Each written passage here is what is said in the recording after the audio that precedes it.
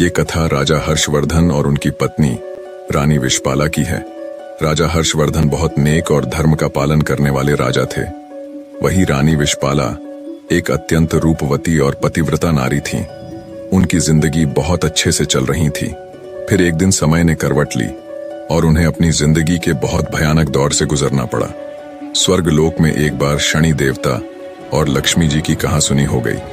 शनिदेव के अनुसार वे लक्ष्मी जी से बड़े थे और लक्ष्मी जी के अनुसार वह शनिदेव से बड़ी थी। इस बात को लेकर उन दोनों में काफी देर तक बहस होती रही और वे दोनों कोई फैसला नहीं कर पाए। आखिर उन्होंने सोचा कि मृत्युलोक में सबसे ईमानदार व्यक्ति से यह फैसला कराया जाए। उन दोनों ने सोचा कि मृत्युलोक में प्रयागराज के राजा हर्षवर्धन के पास जाया जाए। जब शनि देवता और लक्ष्मी जी हर्षवर्धन के पास पहुंचे और अपनी बहस का निर्णय मांगा तो उनको उत्तर देने को कोई उपाय न सूझा। अंत में उन्होंने दोनों से 1 महीने की मोहलत मांगी।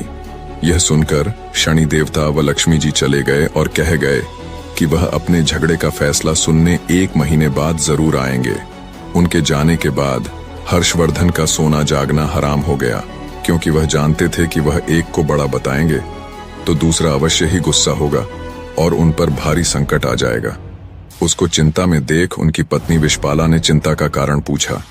जब हर्षवर्धन ने सारा हाल कह सुनाया तो उनकी पत्नी विशपाला बोली कि आप एक चांदी का और दूसरा सोने का आसन बनवाइए। सोने का आसन आपकी गद्दी के दाहिने ओर तथा चांदी का आसन बाईं ओर रहेगा। जब लक्ष्मी जी और शनिदेव आएंगे तो लक्ष्मी जी आपके दाहिने तरफ का आसन ग्रहण करेंगी, क्योंकि वे माता स्वरूप हैं, और शनिदेव बाईं तरफ का आसन ग्रहण करेंगे।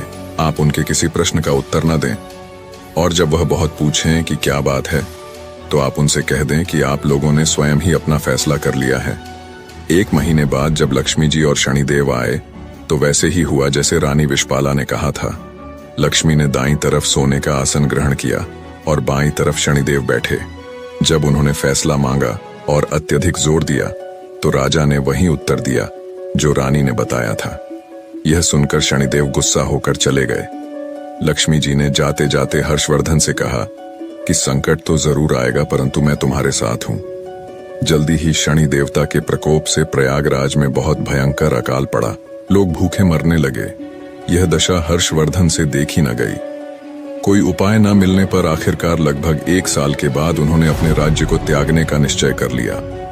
एक रात को वह अपनी पत्नी के साथ राज्य को छोड़कर निकल पड़े। साथ में उन्होंने एक पोटली में हीरे जवाहरात मुसीबत के समय काम आने के लिए ले लिए। जैसे ही हर्षवर्धन विशपाला के साथ निकले, बहुत ही भयंकर आंधी तूफान आ गया और चारों ओर अंधेरा छा गया। आंधी तूफान में दोनों रास्ता भटक जाने के डर से एक जगह खड़े हो गए। तभी लक्ष्मी जी एक छोटी सी लड़की का रूप धारण करके आई और लालटेन की सहायता से उन दोनों को नदी के किनारे तक पहुंचा दिया। हर्षवर्धन अपनी पत्नी के साथ नदी के किनारे पहुंच गए, परंतु अब नदी पार करने की समस्या उत्पन्न हो गई। इतने में एक बूढ़ा नाविक नाव खेता हुआ उस तरफ आया। हर्षवर्धन ने निवेदन किया कि वह उनको नदी के किनारे पहुंचा दे। नाविक बोला कि उसकी नाव बहुत हल्की है, इसलिए एक एक करके ही वह उनको पार करा सकता है। राजा ने उसकी बात मान ली। पहले वह रानी को पार ले गया, फिर राजा हर्षवर्धन को और अंत में गहने की उस बड़ी सी पोटली को। परंतु उसने गहने की पोटली को नदी पार नहीं पहुंचाया। वह उस पोटली को लेकर गायब हो गया। हर्षवर्धन थोड़ी देर तो नाविक और पोटली का इंतजार करते रहे, परंतु जब उन्होंने देखा कि नाविक नहीं आया तो वे समझ गए कि वो बूढ़ा नाविक कोई और नहीं बल्कि शनिदेव ही थे। हर्षवर्धन और विशपाला नदी के किनारे चलते चलते एक गांव में पहुंचे। वहां के लोग जंगल से लकड़ी काटकर बेचते थे। लकड़ी का व्यापार ही उनकी कमाई का साधन था। हर्षवर्धन भी अपनी पत्नी के साथ गांव में रहने लगे। वे चंदन की लकड़ी काटकर लाते और पास के गांव में बेच देते। थोड़े ही समय में चंदन की लकड़ी बेचकर वे काफी पैसे वाले हो गए और आराम से जीवन व्यतीत करने लगे। यह सब लक्ष्मी जी की कृपा थी। उनको आराम में देखकर शनिदेव ने फिर से एक चाल चली। एक दिन एक सौदागर जो उस गांव से चंदन की लकड़ी लेकर दूसरे देशों में जाया करता था, उसका जहाज यहाँ फंस गया। उसने बहुत प्रयत्न किया, परंतु वह जहाज टस से मस न हुआ। उसकी समझ में नहीं आ रहा था कि क्या करे। इतने में शनि देवता ब्राह्मण का रूप धारण करके उसके पास आए।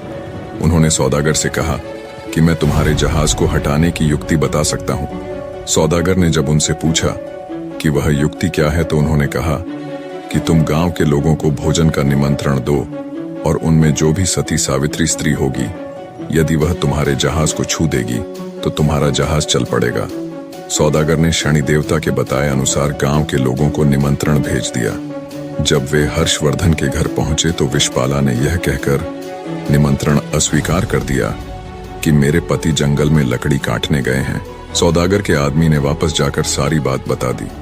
सौदागर समझ गया कि यही औरत पतिव्रता है और यही उसके जहाज को निकाल सकती है। वह शाम को फिर उसके घर गया। उस समय हर्षवर्धन घर पर ही थे। उसने निमंत्रण स्वीकार कर लिया। जब सौदागर ने हर्षवर्धन और विषपाला से कहा कि वह जहाज छू दे जिससे वह निकल सके, विषपाला ने अपने पति के कहने पर जहाज छू दिया और जहाज हिलने लगा। यह देखकर सौदागर के मन में पाप जागा कि क्यों ना मैं इसको अपने साथ ले चलूं। यदि जहाज फिर से फंस गया तो वह छूकर उसे हटा सकती है। यह सोचते ही उसने विषपाला को अपने साथ जहाज में खींच लिया और जहाज चल पड़ा। हर्षवर्धन चिल्लाया, परंतु उस समय तक जहाज काफी दूर चला गया। विषपाला अत्यंत रूपवती थी। उसको देखकर सौदागर के मन में पाप जागृत हुआ। उसने विषपाला के सम्मुख उसे अपनी पत्नी बनाने की इच्छा जाहिर की, पर रानी ने उसे साफ मना कर दिया। पर रानी के रूप पर मोहित हुआ सौदागर अब हर समय उसके पीछे पड़ा रहता। रानी विषपाला ने सौदागर की छेड़छाड़ से तंग आकर सूर्यदेव से प्रार्थना की कि उसको अपने सतीत्व की रक्षा करने के लिए कोढ़ दे दे। उसकी प्रार्थना सूर्य भगवान ने सुन ली और उसका शरीर कोढ़ से विकृत हो गया। इधर राजा हर्षवर्धन भी रोते बिलखते नदी के किनारे से चल पड़े। वह इसी आशा में थे कि यदि जहाज उस तरफ से गुजरा तो वह अपनी पत्नी को छुड़ा लेंगे। आखिर उसको जहाज का कहीं पता नहीं चला तो वह नदी के किनारे आश्रम के साधुओं के साथ रहने लगा। वह वहां पर साधुओं की सेवा करता, गायों को चराता और गायों के गोबर से उपले बनाता। वह उपले लक्ष्मी जी की कृपा से सोने के हो जाते। इस प्रकार कुछ ही दिनों में उसके पास ढेर सारी सोने की ईंटें हो गईं। एक दिन वही सौदागर जो हर्षवर्धन की पत्नी को ले गया था, उसका जहाज वहां पर आया। हर्षवर्धन ने सौदागर को पहचान लिया। उसने सौदागर को ईंटें दिखाकर कहा कि यदि सौदागर उसको साथ ले चलेगा तो वह ईंटें उसे दे देगा। सौदागर ने भी हर्षवर्धन को पहचान तो लिया था, परंतु सोने की ईंटों के लालच में अपने जहाज में बैठा लिया।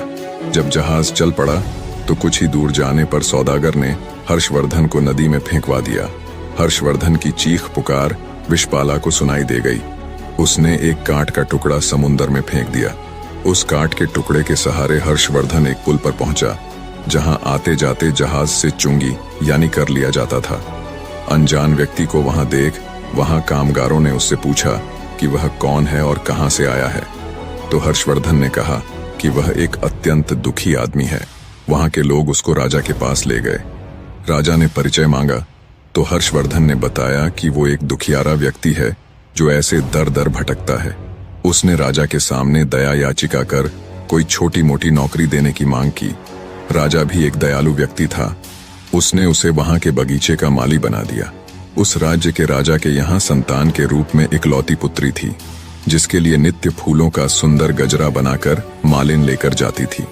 एक दिन राजकुमारी ने मालिन से पूछा कि आजकल गजरे कौन बनाता है, वे अत्यंत सुंदर होते हैं। मालिन ने राजकुमारी को बताया कि एक नया नौकर है जो गजरे बनाता है। राजकुमारी ने उसे देखने की इच्छा प्रकट की। जब उसने राजा हर्षवर्धन को देखा तो वह उस पर मोहित हो गई और हर्षवर्धन से ब्याह करने की हठ पकड़ ली। राजा ने बहुत मना किया, परंतु जब राजकुमारी नहीं मानी तो उन्होंने लाचार होकर दोनों का ब्याह कर दिया और जंगल में एक मकान रहने को दे दिया। कुछ दिन बीत गए तो हर्षवर्धन ने राजकुमारी से कहा कि ऐसे बेकार बैठे रहकर मेरा मन नहीं लगता। तुम अपने पिता से कहो कि मेरे को जहाजों की चुंगी का ठेका दे दें। राजकुमारी ने अपने पिता से यह प्रस्ताव रखा तो राजा ने प्रस्ताव स्वीकार कर लिया। हर्षवर्धन अब आने वाले जहाजों से चुंगी लेता। ऐसे ही 7 वर्ष बीत गए। शनिदेव का प्रभाव खत्म होने को आया। एक दिन सौदागर का जहाज वहीं आया। हर्षवर्धन ने उस जहाज को रोक लिया और उसे वहां से जाने नहीं दिया। सौदागर क्रोधित हो राजा के पास शिकायत लेकर गया। और विनती की, महाराज, जो भी आपका कर है वो मैं हमेशा अदा करता हूँ, फिर भी मेरे जहाज को क्यों रोका गया? राजा ने जब हर्षवर्धन से पूछा कि वह सौदागर के जहाज को क्यों नहीं जाने देता, तो हर्षवर्धन ने बताया कि महाराज, इस सौदागर के पास मेरी सोने की ईंटें हैं जो इसने मुझसे चुराई है। जब हर्षवर्धन ने सौदागर से अपनी सोने की ईंटों की चोरी की बात राजा के सामने रखी, तब राजा ने हर्षवर्धन से पूछा, क्या तुम्हारे पास इस चोरी का कोई प्रमाण है? हर्षवर्धन ने सिर झुकाकर कहा, महाराज, मेरे पास कोई प्रमाण नहीं है। हर्षवर्धन का झुका सिर देखकर सौदागर अपनी बात को और अधिक पुख्ता करने के लिए राजा से कहता है, महाराज, ये झूठ बोल रहा है। मैं शपथ लेता हूं कि सोने की ईंटें मेरी हैं। राजा सोच में पड़ जाता है।